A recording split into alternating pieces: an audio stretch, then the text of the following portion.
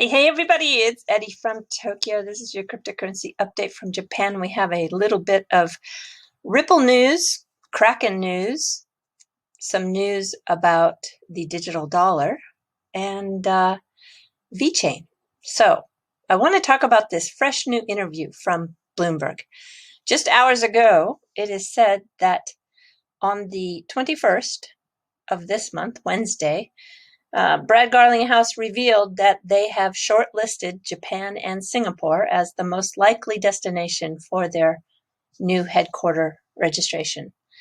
I think it's very interesting. Of course, from Japan and Singapore, the media is just really going fast and furious with this story. The little bit of quote that we have out of a couple of different, this is the actual Bloomberg video or interview. It said that the common denominator between all of them, talking about the short list, is that their governments have created a clarity about how they would regulate different digital assets, different cryptocurrencies. So that is why Singapore and Japan are on the short list. And in a little more detail about Japan, I'm using the You Today article, which takes some quotes out of that entire interview. That Japan has been one of the strongest markets, and we have a very successful partnership there with a group called SBI. They are actually our largest outside investor, and the CEO there, Kitao-san, has been an innovator and pioneer in a lot of things around finance and technology, fintech, and that's so true. And you know, the more I warm up to their location being in Japan, I was thinking Singapore would be the best place for them. But if they had the direct face-to-face report with a team along with the SBI team, wow, that could be really powerful. And Ripple is already having discussions with SBI about moving to the land of the rising sun. And that cliche term cracks me up, according to Garlinghouse. I have spoken to the SBI team and the fact that we're looking at the country as a potential destination.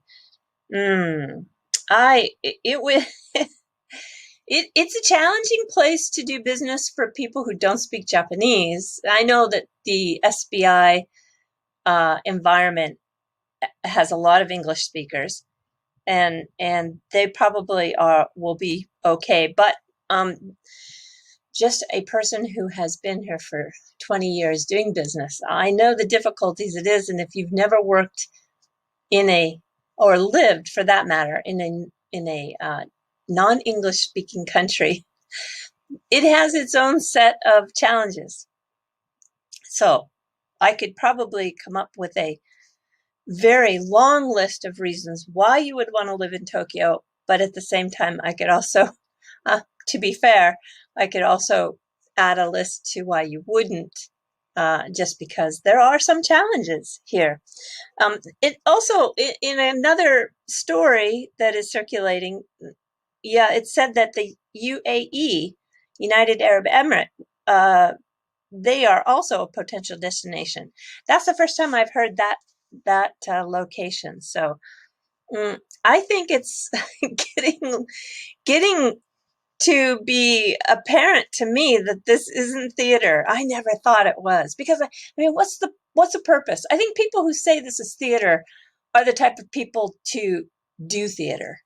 I guess I'm just I'm not into the theater part of life. I guess I'm just a little bit boring and straightforward, and sometimes it works to my advantage and sometimes it doesn't. Sometimes I'm too direct.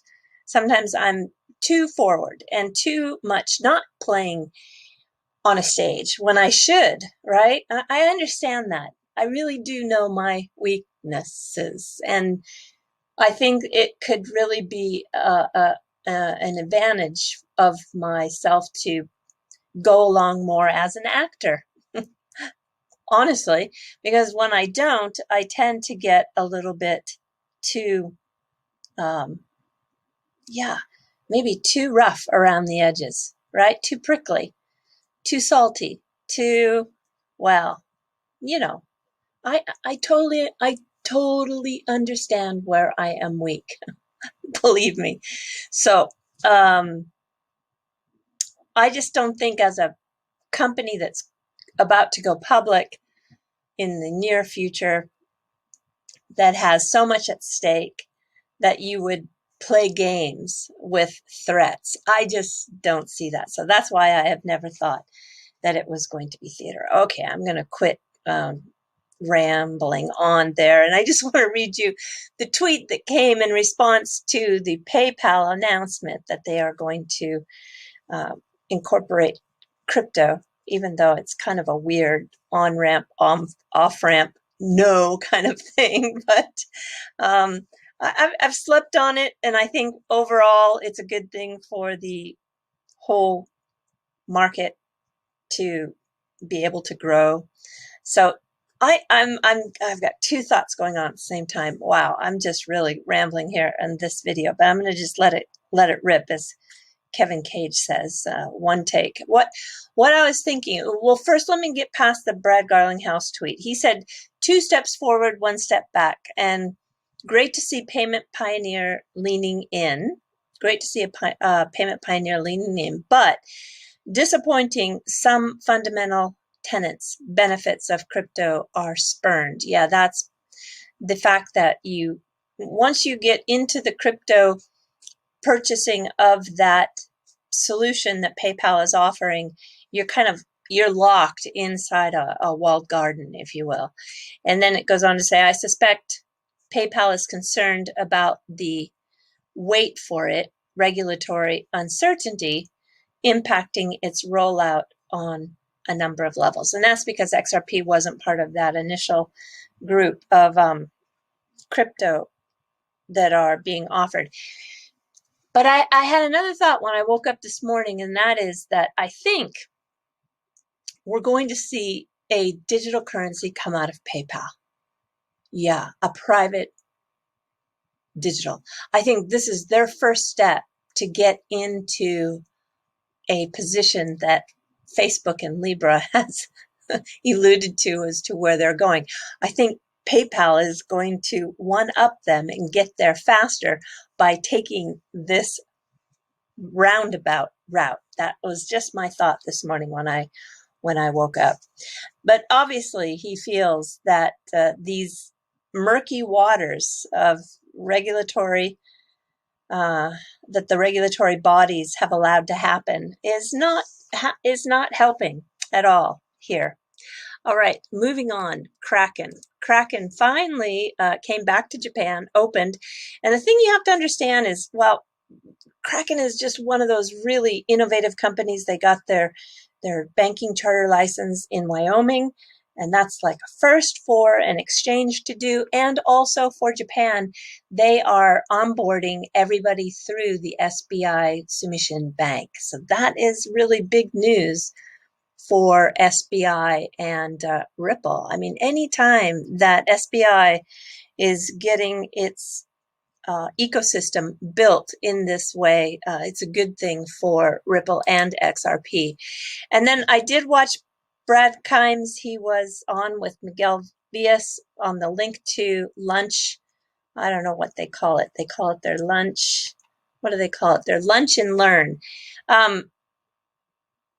Miguel dominated most of the hour with his precious metals talk, which was interesting because since I've been following Lynette Zhang, as you can see, she's over here on my side at ITM Trading. I've been following her for a while, but the fact that I'm getting more interested in gold and silver is interesting for me. It's a learning curve, and I like it. And Miguel touched on that. And then there was just one thing that I wanted to clarify and put some clarity on, because in this particular interview, when VeChain came up, which is a project I really like, I hold a fair amount of VeChain because the business model that they're executing on is very, very solid, and it's showing great progress. And there was a little bit of a mistake made in this our discussion when they talked about VeChain. VeChain is not an NFT or a non-fungible token. VeChain, the VeChain Thor blockchain is ideal for creating NFTs because they have this superior platform enabling that ecosystem to migrate and build new projects on.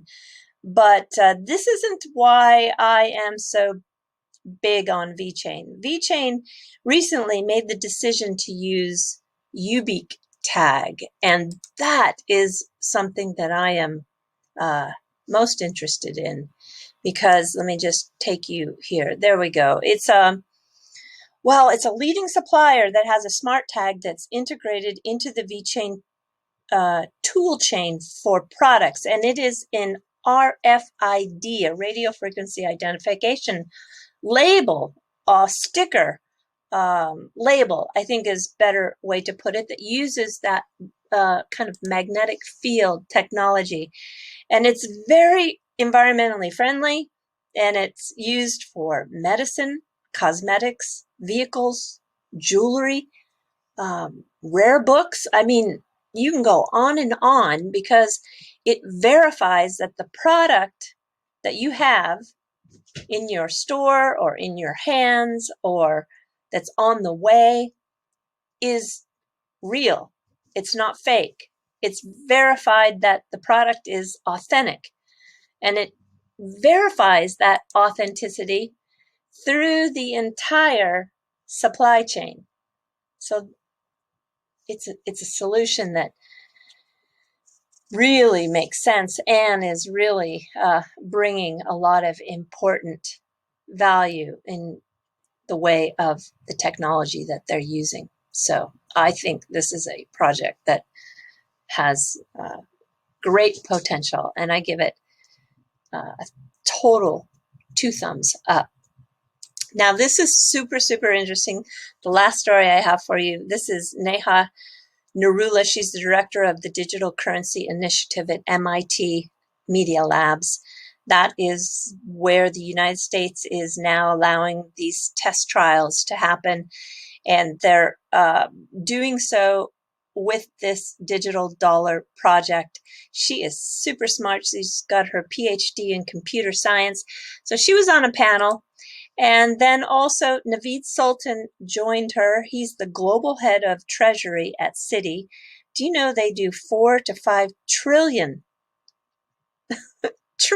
a day in flows?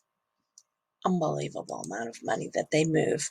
And then also joining them was Tommaso Grifoli. He is from the IMF. He's a deputy division chief of capital markets with the IMF. And they had a lot of good questions.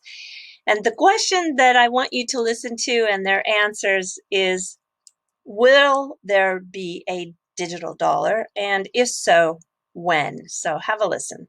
This is our final question today. Before we hand back, are we going to see a digital dollar? And if so, when? Neha, can I start with you? Certainly. I'm going to invoke Tommaso's crystal ball here and say that unfortunately, I think that is very opaque to me, and I know of no plans to issue a digital dollar at this point in time. If I were asked to predict broadly, I think that Tommaso outlined a lot of different potential directions that things could go.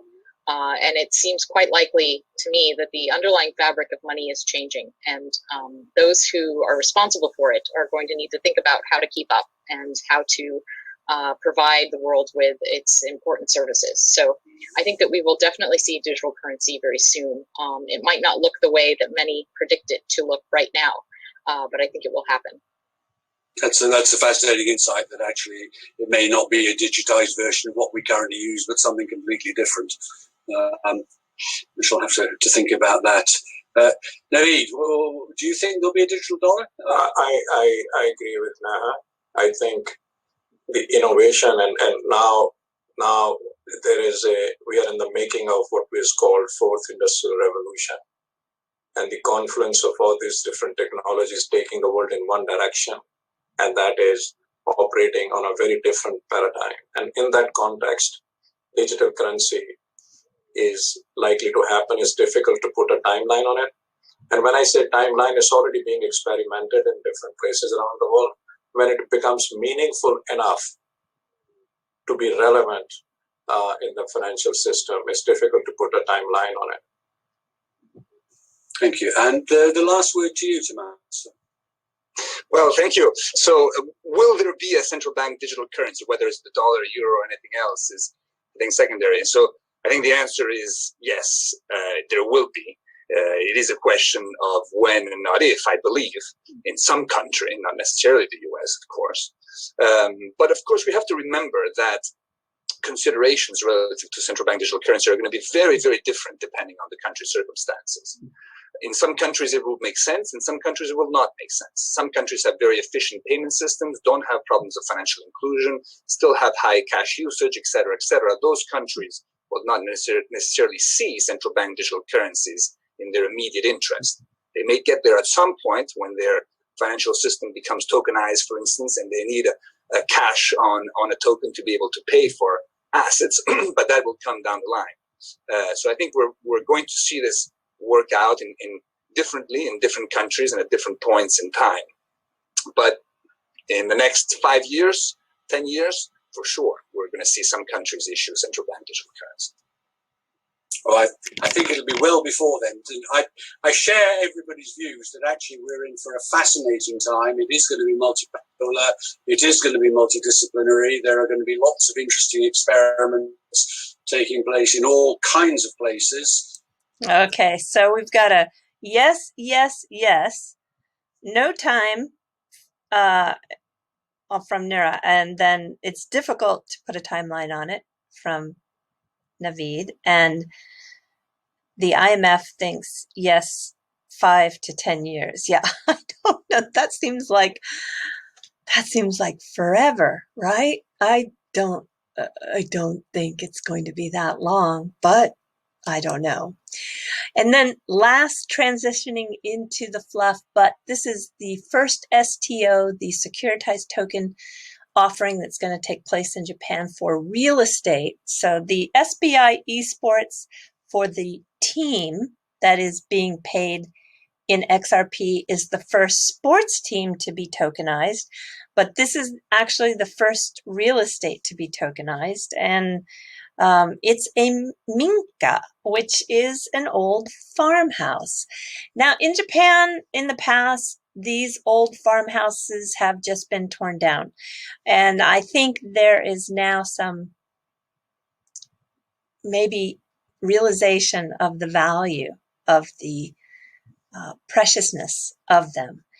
They do require a lot of renovation because so many of them have gone abandoned, they're uninhabited, or the residents became so elderly that they were not able to keep them up. And they also very often have to be retrofitted for earthquake safety. And they're huge projects. So I'm so happy to see that there is this kind of project underway to keep these old historic homes. Many of them are turn of the century farmhouses that are sitting on very big lots of land, but they have some interior aspects of them that just make them so incredible. This is the actual project. You can see in a little bit more detail. It's tired. Yeah, it's tired and it needs a lot of work. I mean, I'm sure it's livable, but these kinds of projects are trying to restore these properties to their original grandeur, and the poured glass and all of the wood trim and this engawa that is built out and around, everything about them are just incredibly precious. Here's another example of one that's not being tokenized, but this is just an example of what you'll see when you take a drive anywhere in Japan. And these homes are spectacular in so many ways, but do require a lot of capital to repair them and to restore them. So I hope that this is a successful project so that we can see an interior like this. Now, this hasn't been redone. This is original. This is what an inside of one of those old farmhouses would look like. And yeah, they had this centralized pit to do the cooking in the middle of. Beautiful wood floors, so much wood. But, you know, to live in one, they're very drafty in the winter. They're cold, very cold. And well, there's almost no privacy because everything is rice paper and wood screens. So yeah, you think about as a family, if you live in a house like this, there basically is very little privacy and sound travels. I've been in these old houses and they look nice, but they are not exactly what we would say modern conveniences of what you can live in today. Yeah, if you don't mind sitting on the floor all the time, because on the tatami, you don't really generally bring tables and chairs in on the tatami. Same with the wood floors. And so you sit on these zabuton cushions here. And I don't know, there's just a lot of things to living in an old house that are nice, like maybe listening to the mice run in the rafters at night. I've heard so many stories about that when you get into these old farmhouses. But anyway, it can look something like this when you go in and restore them. And that is just really, that can be fabulous. And now I want to just take you quickly, not a long time, but look at this old one. Here is a real before and after. So we've got this before. This is a really big, fabulous old farmhouse. It looks like it has 2 levels, but it's incredibly tired and looks like it hasn't been touched for 60, 70, 80 years. Maybe nothing was updated actually at all. I think this is, yeah, well, look at the tile. Looks like they put in some new cabinetry, maybe what, in the 60s or something like that. The yellow tile. Sometimes like this yellow tile, I would want to work around it. I wouldn't want to touch it, but it needs help. Lot of potential, a lot of potential. And then you start to see the transformation now.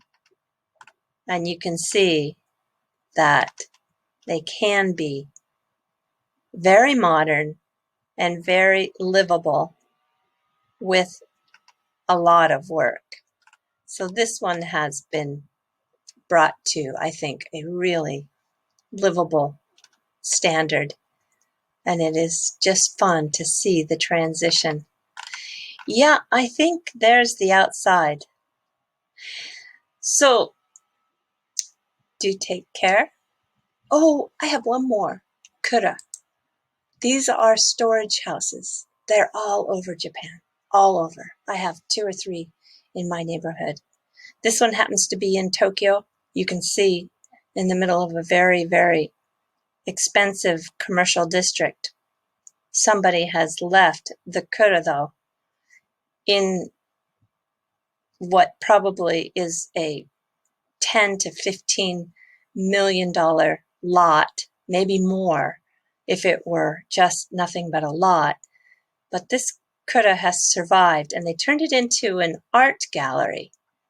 Yeah, and I want to show you that these, which are very abandoned all over the country and not used anymore, they were used to store your valuable goods if you were a merchant, like if you were a miso merchant or soy sauce merchant, or possibly you were doing textiles for kimono, silk textile. And I know that in Kiryu, they were famous for making lace, and that lace was introduced to Japan in the Meiji Restoration, and so the turn of the century, lace was really a big thing, very expensive to make.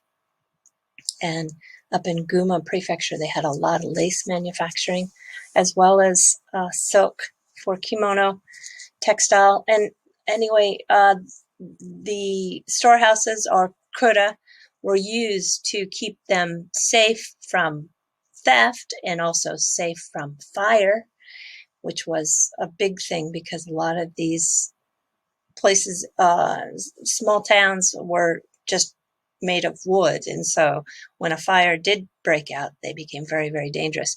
But look at the inside of this kura here. This is, I mean, you're talking about very small space, but transformed into something that's very livable. Yeah, I have gone up a fair share of steps up in those kuras, not that have been redone or reformed, but the old original ones. And then I think this is upstairs. Yeah, this is the upstairs, and you can see they have put in the sink basin there and running water, and looks great. Looks really great. Yeah, we don't need so much space, right? I think we don't need as much space as so many of us tend to think we do. All right, now everybody do take care. Sayonara for now. Bye-bye.